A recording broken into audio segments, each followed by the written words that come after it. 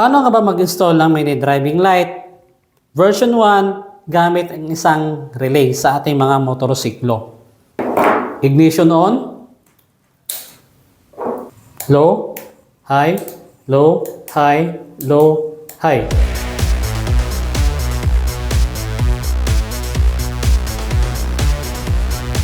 For today's vlog mga Lodi, tuturuan ko kayo kung paano mag-install ng mini driving light version 1 gamit ang isang relay. Okay, so ito yung relay natin mga katropa. Okay? So sa pag-install ng mini driving light mga katropa, ang kailangan nyo lang i-access sa mga motor ninyo, yung battery at susian. Okay? Wala na kayo ibang gagawin. Yun lang. Okay? So ganito mga katropa, di ba may apat tayo na mga branded na motor? Yamaha, Suzuki, Honda, Kawasaki at mga China bikes. So bakit apat pero lima yung nabanggit ko? Kasi ang mga China bikes mga katropa, ang pattern nila sa wiring is Honda. So walang pinagkaiba yung Honda at mga China bikes. So kaya apat lang yung binanggit ko na brand. Okay? So pagdating dito mga katropa, ang kailangan nyo lang i-access sa inyong mga susian ay yung mga accessories wire. Okay? So ano ba yung mga accessories wire na kulay sa ating mga motor? Katulad nito is Honda, ang i-access nyo lang doon, yung gagalawin nyo lang, black. Tandaan nyo mga katropa, black. Wala na kayo ibang gagalawin doon sa susian nyo, kundi black. Okay? Pagdating naman sa Kawasaki, ano ang kailangan nyo i-access doon mga katropa, doon sa inyong susian?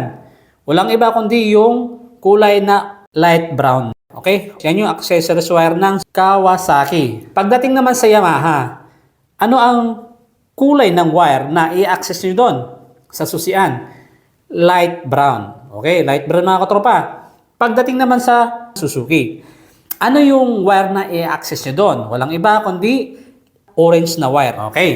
Pagdating naman sa China bikes, kasabi ko kanina mga tropa, ang China bikes, ang pattern nila sa wiring is Honda. So, ang accessories wire na hahanapin nyo doon, kulay black. Okay. So, dito mga katropa, dahil nasabi ko na yung kulay ng mga wire na hahanapin nyo, pagdating sa susian, uumpisahan na natin. Okay? So, ang gagawin nyo mga katropa, maglalatag muna kayo ng fuse. Okay? So, ang sukat ng fuse natin, 10 ampere. Okay?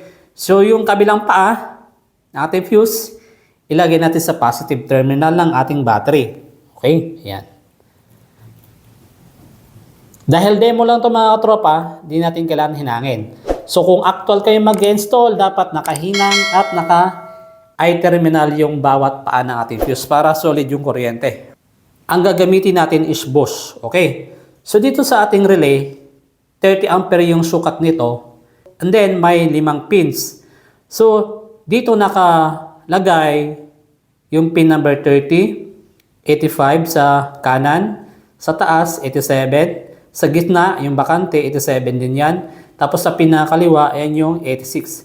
Dito natin ilalagay yung accessories wire. Dito sa pin number 86.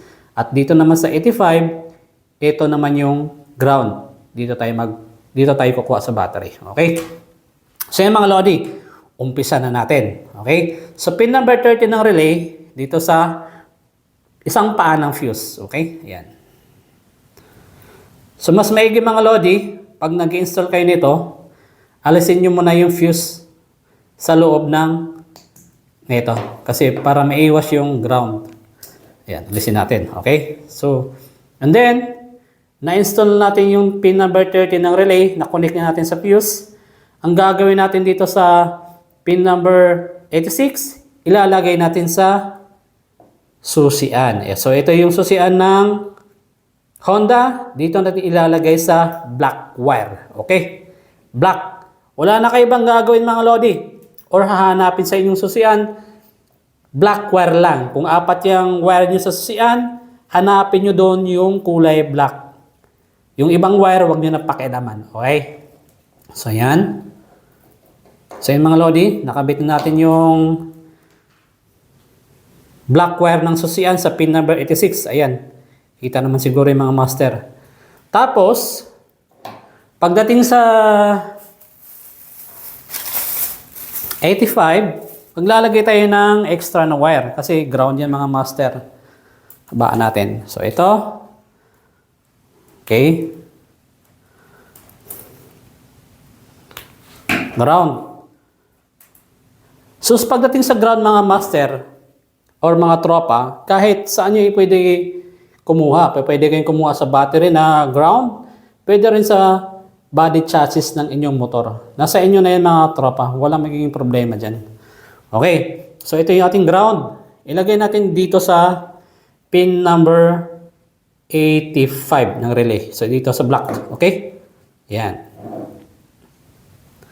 Pin number 85 mga lodi ng relay sa bandang kanan. Pag ito yung harapan. Okay. Kung sakaling nagkabaliktad kayo ng lagay mga lodi, yung accessories wire dito nyo nalagay sa pin number 85 at yung ground dito nyo nalagay sa pin number 86, walang magiging problema dyan ha.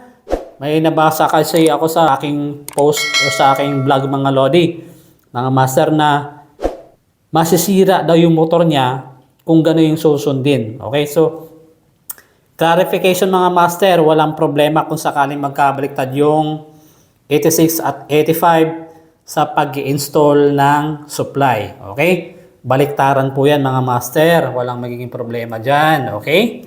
So ayan, nakabit na natin. Dito sa pin number 87 sa gitna, bakante nyo na yan. Kung gusto nyo pang maglagay ng ibang ilaw, pwede dyan mga master. Lagyan nyo na ng wire. Okay? So dito sa case natin, wala tayong pagkagamitan kaya bakante. Yung pin number 87 sa gitna. Tapos yung ating 87 sa taas, dito natin ilalagay yung switch ng ating domino. Okay? So yung ating domino mga master, heto ang kanyang wiring. Black, blue, brown. So ang common nito mga master or supply ng ating domino switch, hetong blue. Blue at 87 dito sa taas, i-connect natin yan. Yan. I-connect natin ha. Okay. So ayan.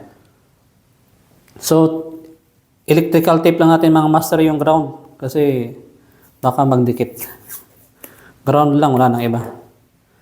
So ito lang. Ayan. Okay, para hindi siya dumikit. Okay. So nakabit na natin yung blue ng domino switch doon sa pin number 87 ng relay. Tapos yung dalawang wire ng ating domino, yung brown, ito yung high ng ating switch. Dito naman natin yan i-connect sa yellow wire ng ating mini driving light. Ayan mga master. Okay. Ayan. Okay. Tapos yung black wire ng domino, ito yung ating low. So, black wire at red wire ng mini driving light pagsamahin. Ayan. Tapos, yung black wire ng ating mini driving light, dito natin ilagay sa ating pin number 85 na relay. So, pagsasamahin natin mga master. So, ito. Pin number 85 ng relay at black wire ng mini driving light, pagsamahin nyo. Okay? So, ayan. Pagsamahin natin mga master. Kasi ito yung ground ng ating relay at ground ng ating mini driving light. Okay? So, electrical tape natin para hindi magdikit. So, ayan mga master. Okay, so nakabit na natin. Matapos natin makabit yung ating mini driving light, ilalagay na natin yung ating fuse. Okay, so ayusin ko lang yung mini driving light. So, ayan. So, ayan. Okay, so makikita natin mamaya. So, ayan, okay na mga master. Nasundan nyo naman siguro yon. Napakadali na kung paano mag-install ng one relay sa mga motor ninyo. Okay. So, ilagay natin yung fuse na 10 ampere. Alright. Okay. So, on natin mga master. So, gagawin natin, papailawin na natin yung ating mini driving light. Okay, ayan. Okay. Low, high. Okay. So dito tayo sa taas para makita nyo na gumagana. Off natin yung ilaw para makita nyo mga master.